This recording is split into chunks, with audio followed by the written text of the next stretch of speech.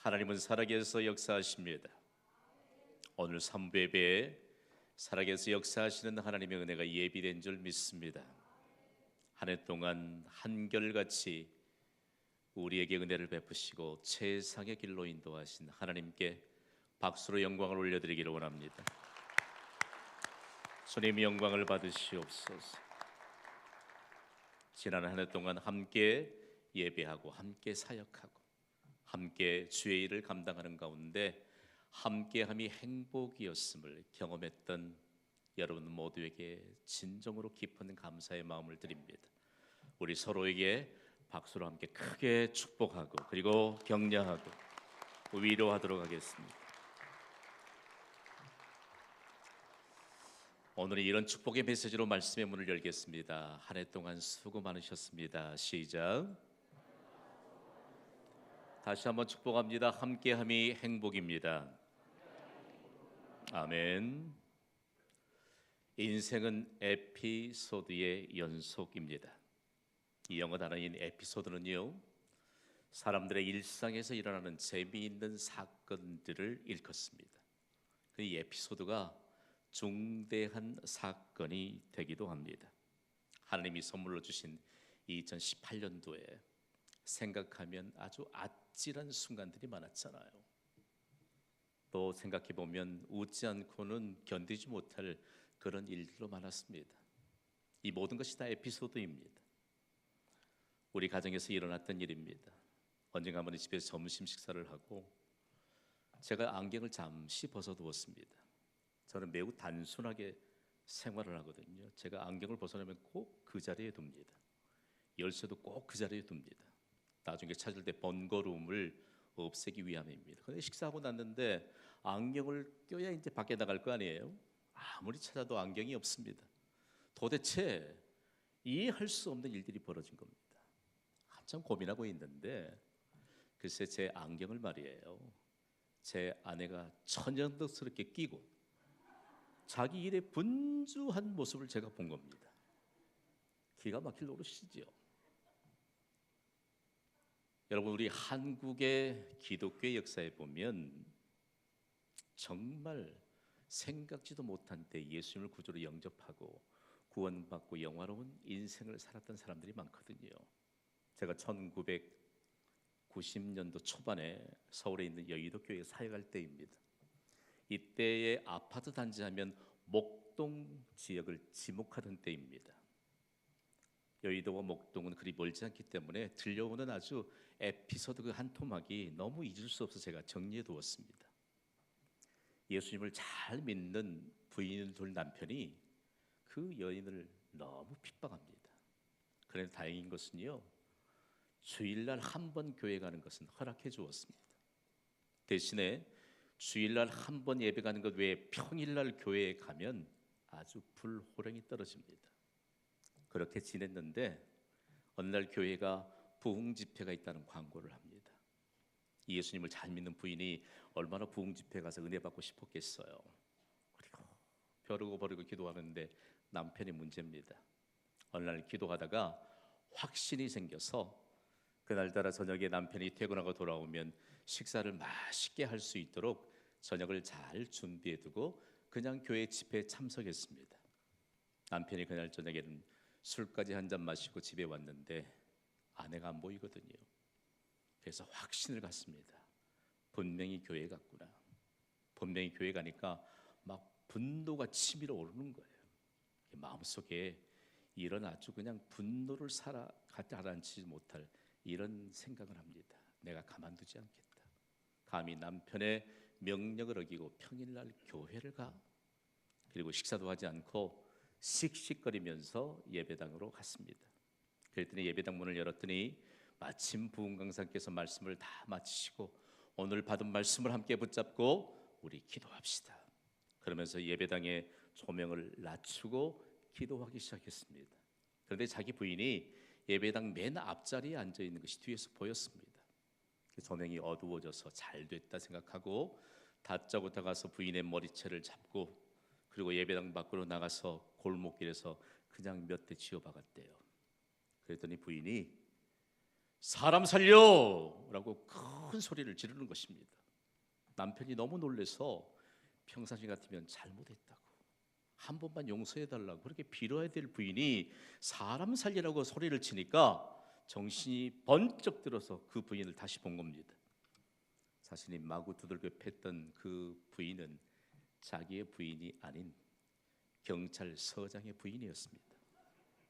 큰일 났습니다. 술이 확 깼습니다. 그때 이 경찰서장 부인이 이 남편을 보고 이렇게 말했습니다. 당신 예수 잘 믿는 부인을 괴롭힌다더니 소문대로 사실이네. 어떻게 할 거요? 당신 처벌을 받으시겠소? 예수님을 믿으시겠소? 그랬더니 쩔쩔 빌면서 이렇게 말합니다. 예, 제발 용서만 해주신다면 지금 당장 예수님을 믿겠습니다. 한 번만 용서해 주십시오. 여러분, 놀라운 것은요, 이 일이 있은 직후부터 이분이 예수님을 구주로 영접했습니다. 그러다가 하나님이 강력하게 부르셔서 목사가 됐거든요. 그리고 평생 동안 그렇게 핍박하고 비방하던 사람이 예수님을 구주로 영접하는 순간 축복하는 인생으로 살았습니다. 그의 하루의 시작도 축복이었고요, 그리고 하루의 진행도, 하루의 마침도 축복이었습니다. 여러분 생각해 보세요. 그분은 벌써 영광스러운 목회선상에서 은퇴하시고 그의 인생이 축복하는 인생이 된 것을 얼마나 감사한지 모릅니다. 우리의 인생, 오늘 하루를 사는 것입니다. 우리가 여러 해를 사는 것 같으나 실상은 하루를 사는 것입니다. 오늘 우리의 인생 하루가 만약에 시작이 축복이었다면 우리의 마침도 축복이 될 줄 믿습니다. 하루의 연속이 우리의 인생입니다. 이번을 생각할 때마다 여러분, 우리가 예수님을 구주로 영접했기 때문에 우리는 시작부터 하루 마칠 때까지 축복하며 살고 있지 않습니까? 그래서 우리의 인생을 축복하는 인생, 도대체 왜 우리는 하루를 시작하면서 축복으로 시작하고 하루를 마치면서 축복으로 마치게 되는 것일까요? 복의 주관자이고 생명의 주관자이신 하나님께서 우리에게 말씀하셨기 때문입니다. 오늘은 우리가 하루를 시작하고 하루를 마치는 모든 인생이 바로 축복하는 인생이어야 된다고 말씀하신 그 장엄한 현장으로 함께 떠나보겠습니다. 하나님은 우리에게 복 주시기를 원하십니다. 믿으시면 아멘 하세요. 오늘날 우리의 성경책이 너무 흔해서 하나님의 말씀도 흔해 빠진 말씀인 것으로 식상한 개념으로 살아가고 있는 현 시대의 그리스도인들을 흔들어 깨우십니다. 여러분, 하나님이 명령하신 이 축복은요, 축복하는 곳에 반드시 열매를 거둡니다. 축복은 반드시 효력을 발생시킨다는 말씀입니다. 오늘 말씀인 민수기 6장 22절에서 27절 말씀은요, 지금까지 인간의 손에 쥐어진 성경 가운데 가장 가치 있는 최고의 말씀입니다. 왜냐하면요, 이 말씀 가운데 하나님이 누구이신지, 그리고 하나님의 백성인 우리가 어떻게 살아야 할 것인가에 관한 내용들이 복으로 가득 채워졌기 때문입니다. 여러분, 하나님은 우리에게 복 주시기를 원하십니다. 그러면서 우리에게 축복하라고 말씀하십니다. 그러면 하나님이 약속하신 복은 도대체 무엇일까요? 우리가 성경이 말씀하는 복을 잘못 이해하는 경우들이 대부분입니다. 오늘 그 말씀의 첫 단추를 오늘 본문 22절을 통해서 우리 함께 봤습니다. 우리 소리 높여 읽습니다. 시작. 여호와께서 모세에게 말씀하여 이르시되 아멘. 자, 여호와는 누구시지요? 영원 전부터 계신 그 살아계신 하나님이 영원까지 존재하시는 그분의 이름이 바로 여호와이십니다. 이분이 모세에게 모든 인류를 향해 말씀하셨습니다. 하나님이 말씀하셨기 때문에 그것은 반드시 하나님이 이루실 목적이 있지 않겠습니까? 하나님이 약속하신 복이 도대체 무엇일까? 맨 처음 우리에게 약속하신 복은 하나님이 우리에게 복 주시기를 원하신다는 말씀입니다. 오늘 보면 23절은 이렇게 기록하고 있습니다. 시작. 아니. 잠깐만요. 24절 말씀 띄워주세요. 24절입니다. 시작. 여호와는 내게 복을 주시고 너를 지키시기를 원하며. 아멘. 자, 하나님은 우리를 지키시기를 원하시는데 우리에게 복 주시기를 원하시기 때문에 지키신다는 말씀입니다. 여러분, 하나님은 우리에게 복 주시기를 원하시는데 하나님만이 우리에게 복 주시는 복의 주관자이심을 믿습니다. 그래서 성경이 기록할 때요, 하나님이 우리에게 복을 주시는데 너를 지키시기를 원한다고 말씀합니다. 여러분, 하나님이 지키신다는 말이 도대체 어떤 말씀일까?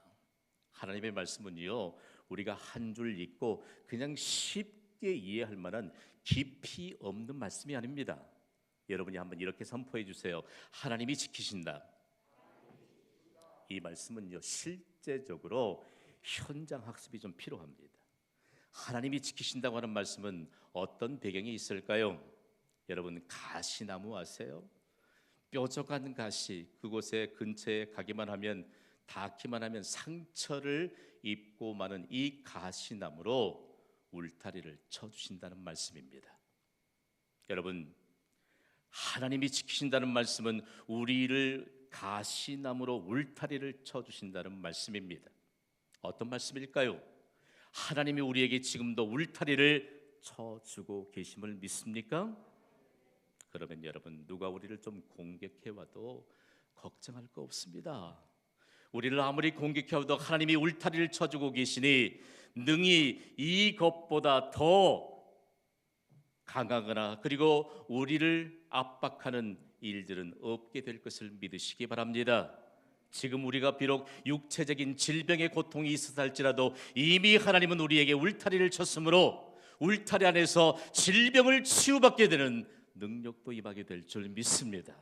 감사하세요. 울타리 밖에 있는 더 큰 질병들이 우리를 침범하지 못하도록 하나님이 울타리를 치고 계십니다.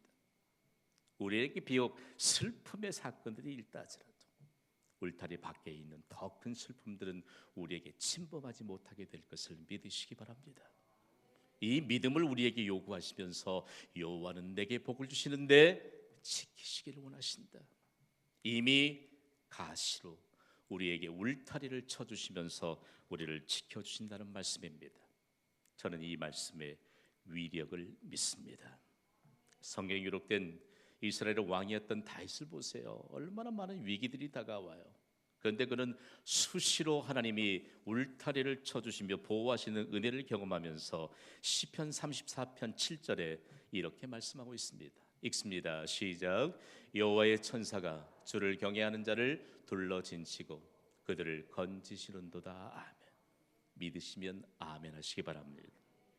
얼마만큼 하나님이 우리를 지키시는가? 여러분, 이 말씀을 생각하면서 인간의 교만을 내려놓아야 합니다. 사람들은 가끔 그렇게 말해요. 건강은 건강할 때 지켜야 된다나요? 참말이에요.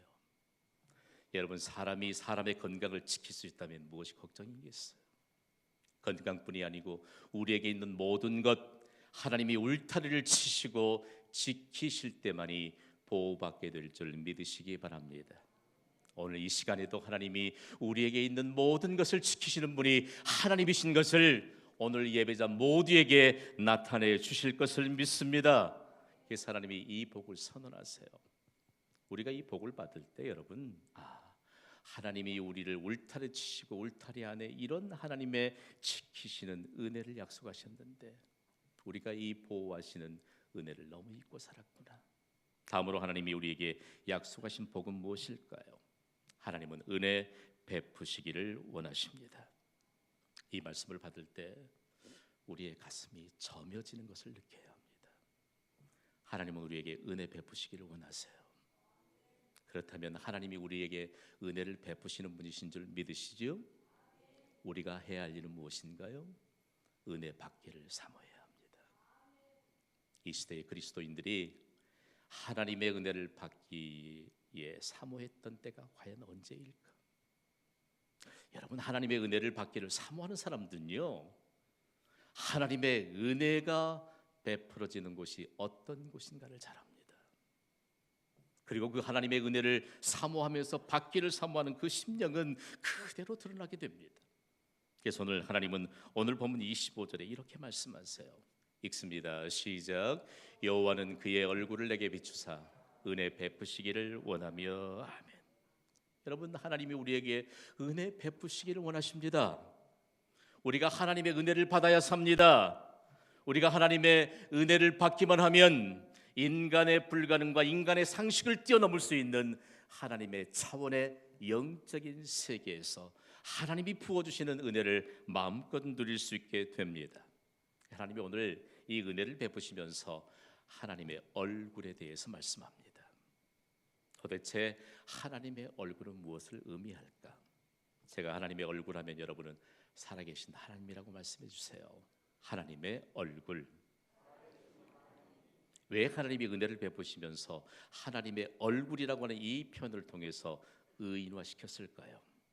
여러분, 우리의 얼굴들 지금 가까이 보면서 얼마나 많은 은혜들을 나누고 있는지 모릅니다. 우리가 서로의 얼굴을 바라볼 때 서로를 축복하시기를 주님의 이름으로 부탁을 드립니다. 우리의 얼굴이요, 하나님이 우리에게서 생명을 걷어가시면 우리의 얼굴은 더 이상 존재하지 않습니다. 유한한 인간인 것을 이 얼굴이라고 하는 한 단어를 통해서 하나님이 말씀합니다. 그러나 하나님은 영원 전부터 살아계시고 영원까지 살아계십니다. 그분이 살아계신 하나님이신 것을 얼굴이라고 하는 단어로 의인화시키면서 하나님만이 은혜를 베푸시는 분이신 것을 우리에게 약속하고 있습니다. 그래서 이 하나님의 얼굴은 하나님의 현존, 이 예배에 살아계신 하나님이 임재해 계신 것을 믿으십니까? 여러분, 이 예배를 통해서 변함없는 하나님의 복이 우리에게 임하고 있는 것을 믿으십니까? 그러므로 하나님의 얼굴은 인간 생존의 열쇠입니다.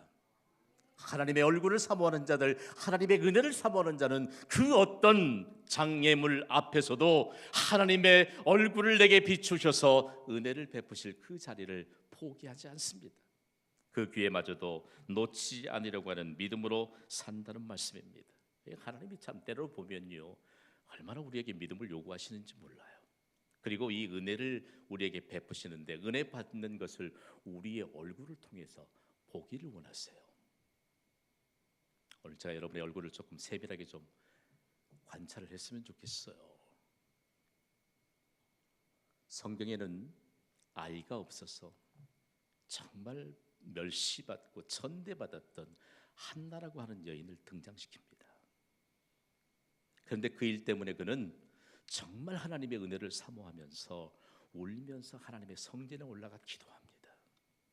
얼마나 하나님의 얼굴, 하나님의 은혜를 사모했으면 울면서 기도하는데 엘리 제사장이 바라보니까 틀림없이 대낮부터 술 마셨구나, 오해할 만큼 그렇게 하나님의 얼굴을 사모했겠어요. 그런데 하나님이 한나에게 은혜를 주셨습니다. 은혜 받은 이후에 어떤 모습인지 사무엘상 1장 17절로 18절은 이렇게 기록하고 있습니다. 함께 읽습니다. 시작. 엘리가 대답하여 이르되 평안히 가라. 이스라엘의 하나님이 내가 기도하여 구한 것을 허락하시기를 원하노라 하니 이르되 당신의 여종이 당신께 은혜 있기를 원하나이다 하고 가서 먹고 얼굴에 다시는 근심빛이 없더라. 아멘. 여러분 하나님이 은혜 베풀어 주시기를 사모하십니까? 지금까지 하나님이 여러분에게 은혜를 베푸셨음을 믿습니까? 오늘 이 시간에도 은혜 받게 될 것을 믿습니까? 그 이후에요, 저는 여러분들을 위해서 매일매일 축복하는 기도로부터 하루를 시작하잖아요. 가슴이 얼마나 뛰는지 몰라요. 하나님, 이 가정엔요 조금 믿음에 대한 열정만 가지면 좋겠어요. 생각해 보세요. 우리가 하나님의 은혜를 사모하고 하나님의 은혜를 받았다면 하나님의 얼굴 앞에서 우리가 베푸시는 그 은혜를 사모한다면 우리의 얼굴은 달라요. 성경은 곳곳에 너희가 하나님의 은혜를 사모하느냐? 너희가 하나님의 은혜를 받았느냐? 무엇으로 증명해낼 수 있느냐고 묻습니다. 우리 찬양했잖아요. 그렇지요? 찬양은 여러분 내가 잘하는 그런 노래 한 곡 부르는 것이 아닙니다. 찬양할 때 이미 치유의 능력 그리고 불가능을 가능케 하시는 하나님의 능력이 은혜 받은 자들에게 임한 줄 믿습니다. 달라요. 저에겐 경신교회 하면 아주 지나친 자긍심이 있습니다. 오늘 우리가 이 말씀을 받게 될 때 하나님이 우리에게 은혜를 베푸신다. 그리고 우리가 은혜를 사모해서 하나님의 존전, 하나님의 얼굴 앞에 은혜를 받고 있는 우리의 모습을 잠시도 잊어서는 안 됩니다. 마음이 좀 불편하세요? 은혜 받으시면 됩니다. 뭔가 여러분 오늘 우리가 은혜를 받고도 우리의 삶의 현장으로 나아가기에 두려움이 있으세요? 여러분이 받은 은혜 안에 모든 일에 대한 해답이 있음을 믿고 여러분의 삶의 현장으로 나아가시기를 축복합니다. 그러면서 하나님이 오늘 우리에게 약속하신 복 가운데 은혜는 도대체 무엇으로 증명될까? 하나님은 평강 주시기를 원하신다고 말씀하세요. 오늘 보면 26절입니다. 읽습니다. 시작.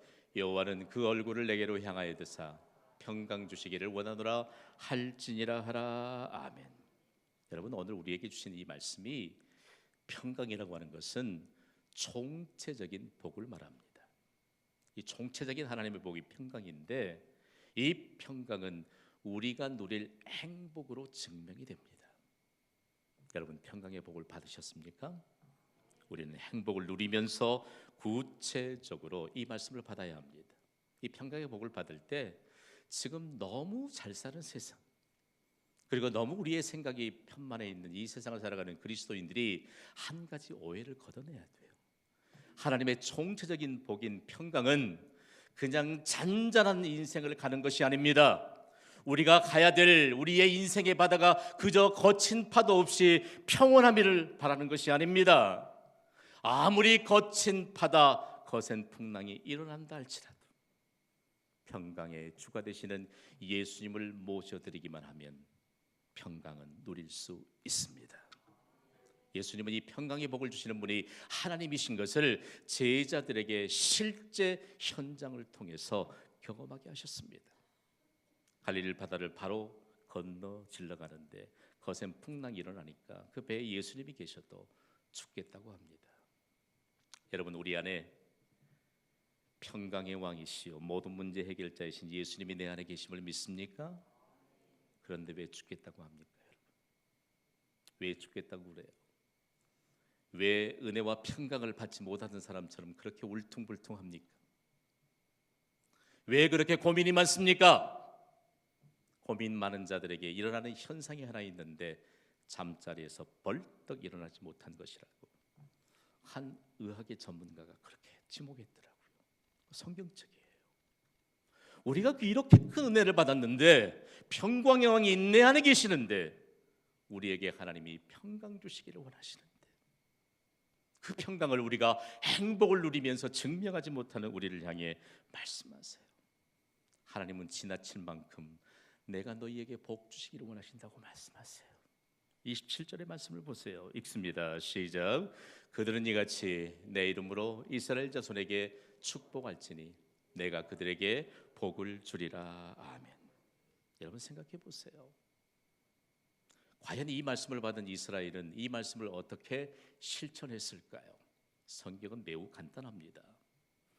이스라엘 백성들이 이처럼 하나님의 성전을 출입하잖아요.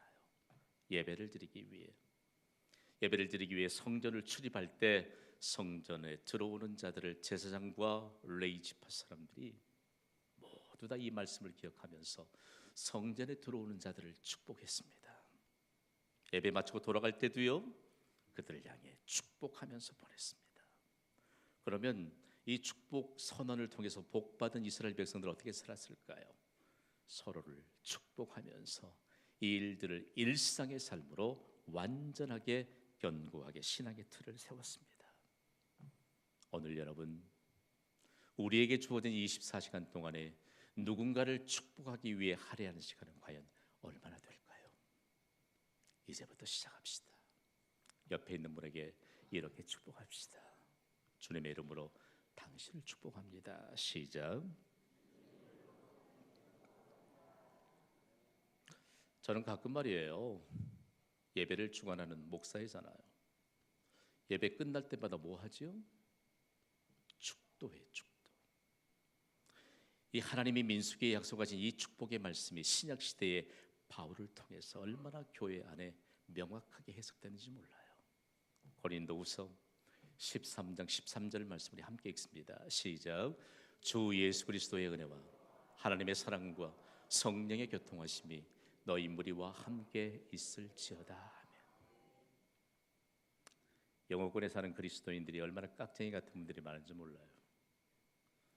하나님의 축복이 선언될 때 자기에게 복이 임하는 줄을 믿습니다. 그들은 이 예배 5분이면 예배 끝날 텐데 그때 막 들어오는 사람이 있어. 왜 그 시간에 들어오느냐 그러면 하나님의 축복이 선언되는 베네딕션이 있잖아. 만약에 그 시간 놓치면 목사에게 와가지고 하이 파스터 베네딕션 포미 나에게 축복을 선언해달라는 것입니다. 가슴이 뛴대요. May the grace of the Lord. 주 예수 그리스도의 은혜와. 여러분, 우리가 예배를 끝날 때 과정으로 축도를 하는 것이 아닙니다. 여러분, 이 예배에 들어오셨습니까? 하나님이 여러분에게 복 주시기를 원하고 은혜 베푸시기를 원하고 평강을 주시기를 원하는 이 하나님의 총체적인 복이 믿음을 따라 여러분에게 임한 줄 믿습니다. 사모해야 돼요. 이게 교회예요. 교회예요. 오늘 이 말씀이 얼마나 귀중할까? 그렇다면 여러분, 우리가 오늘 이 받은 말씀을 어떻게 해야 할까? 무엇이 도대체 문제일까? 하나님이 우리에게 주신 시간은요, 생명입니다. 우리 말에만 시간을 시간이라고 구별하고 그리고 시간에 대해서 그냥 그렇게 생각하죠. 다른 언어는 시간은 곧 생명입니다. 그런 의미에서 영어 성경은 너무 잘 번역하는 겁니다. 여러분, 하나님이 주신 시간, 생명과 같은 이 시간을 가장 명확하게 해석해낸 유일무이한 언어가 있습니다. 신약의 원문인 헬라어입니다. 그리스어라고도 하고 히라보라고도 합니다. 하나님이 주신 시간에 대해서 명확하게 구분해서 해석합니다. 먼저는 모두가 함께 부여받은 흘러가는 시간, 크로노스입니다. 크로노스는 물량적인 시간입니다.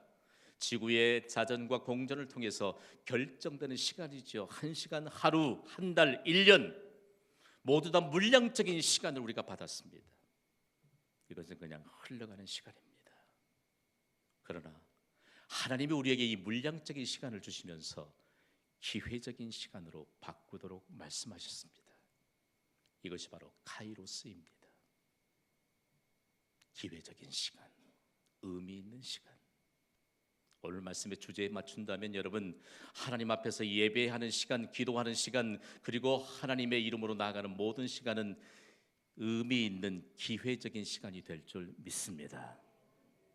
그런데 중요한 것은 누군가를 축복함으로 기회적인 시간으로 바꿔야 합니다. 여러분, 오늘 우리는 누구를 축복하기 위해서 이 예배를 섬기고 있습니까? 우리는 이 예배가 끝나고 나면 누구를 축복해야 될까요? 하나님이 말씀합니다. 우리의 시작도 축복입니다. 우리의 끝도 축복입니다. 우리의 인생의 시작도 축복하면 축복의 결실을 맺습니다. 자녀들 너무 염려하지 마세요. 축복의 자리로 보내면 됩니다. 하나님이 복 주실 줄 믿습니다. 문제는 다른 곳에 있지 않아요. 내게 문제 있는 것, 내가 축복의 자리에 나가지 않고 내가 축복의 시간을 가지지 않기 때문이라는 사실들 오늘 하나님이 말씀하세요. 우리의 시작, 우리의 끝, 우리의 모든 과정 축복입니다. 이것이 해답입니다. 이 해답을 가지고 한 해를 마감하시고 한 해를 맞이하시기를 주님의 이름으로 축원합니다. 이 시간 반주해 주세요. 우리 기도합시다. 하나님, 그렇습니다. 우리의 시작과 마침은 축복입니다. 하나님이 약속하신 말씀을 따라서 축복하는 인생을 살게 하여 주시옵소서.